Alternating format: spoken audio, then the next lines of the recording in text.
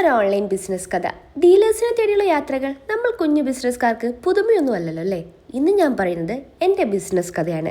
കഴിഞ്ഞ ഒക്ടോബർ 13 വിജയദശമി ദിനത്തിലാണ് ഞാൻ എൻ്റെ പവിത്രപ്പെട്ട ക്ലോത്തിങ് ബ്രാൻഡ് സ്റ്റാർട്ട് ചെയ്തത്.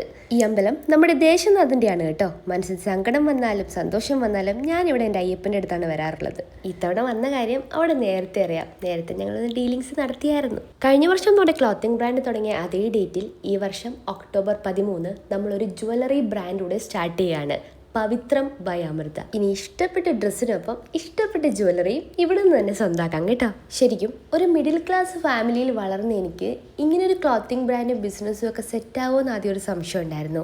എല്ലാം നമ്മളെ കൊണ്ട് പറ്റും എന്ന് കാണിച്ച് ഭംഗിയായി മുന്നോട്ട് പോയിക്കൊണ്ടിരിക്കുമ്പോഴാണ് അടുത്ത ചോദ്യം, ബി.എഡും ഡി.എഡും ഒക്കെ പഠിച്ച് ഈ സർട്ടിഫിക്കറ്റ് ഒക്കെ വീട്ടിൽ കയറ്റി വെച്ചിട്ട് ഇങ്ങനെ നടക്കുവാണോ? പാഷന്റെ പുറകെ പോകുന്നവർ കേൾക്കുന്ന സ്ഥിരം ചോദ്യം അല്ലേ? വിട്ടേക്കാം. വീട്ടുകാരല്ല കേട്ടോ, വേറെ ചിലർ. ഞാൻ തിരഞ്ഞെടുക്കുന്ന ഓരോ വഴിയും തെറ്റിലേക്കായിരിക്കില്ല, എൻ്റെ നല്ലതിനായിരിക്കും എന്ന വിശ്വാസമുള്ളത് കൊണ്ട് വീട്ടുകാർ അന്നും ഇന്നും എന്നും കൂടെ കട്ട സപ്പോർട്ടിലുണ്ട്. പ്രത്യേകിച്ച് എൻ്റെ ഹസ്ബൻഡും. അളിയൻ ഇന്നേ വരെ ഞാൻ ചെയ്യുന്നതിന് ഒരു എതിർപ്പും പറഞ്ഞിട്ടില്ല, കൂടെ തന്നെ കാണും. ചിലപ്പോഴൊക്കെ കാര്യങ്ങൾ കയ്യിൽ നിന്ന് പിടിവിട്ടു പോകുന്നു, മനസ്സ് സെറ്റാകുന്നെല്ലാം തോന്നുമ്പോൾ ഒറ്റ കോള്, അവിടുന്ന് ഒരു ഉപദേശം, അളിയൻ്റെ വാക്കിൽ ഞാൻ സെറ്റ്, പിന്നെ മൈൻഡ് ഓക്കെ പഴയ പോലെ തന്നെ.